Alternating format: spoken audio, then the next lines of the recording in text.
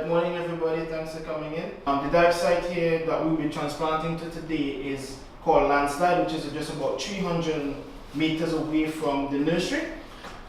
Coming along this stretch here, somewhere around here, the way that we would identify where we would plant what, we would definitely be using a string from point A to point B, and we would put different cement mixture from what we would have on the boat, and we would lay them out along that line on hard surfaces or hard coral surfaces. In order for us to prepare this surface, we would definitely need the steel brush with us today, guys, and we would scrub away all the dead algae from on that coral and then reapply this cement mixture.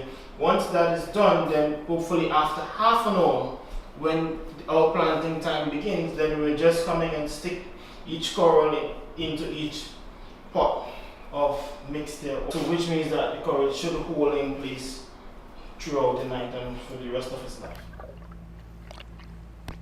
In early July 2018, the ERIC team transferred very rare and globally threatened acropora corals from our nursery in Pirates Bay to the reef. For over 18 months, small coral pieces were taken care of in ERIC's nursery, while they grew to the right size for outplanting.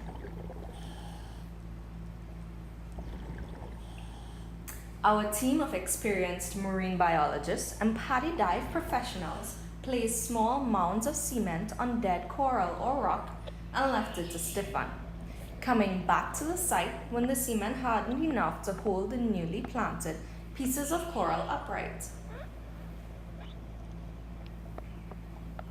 A checkup after 10 days revealed that all coral transplants were healthy and adapted well to their new environment, and are now becoming a part of Charlotteville's important reef ecosystem, providing biodiversity, tourism attraction, coastal protection, and income for fishermen.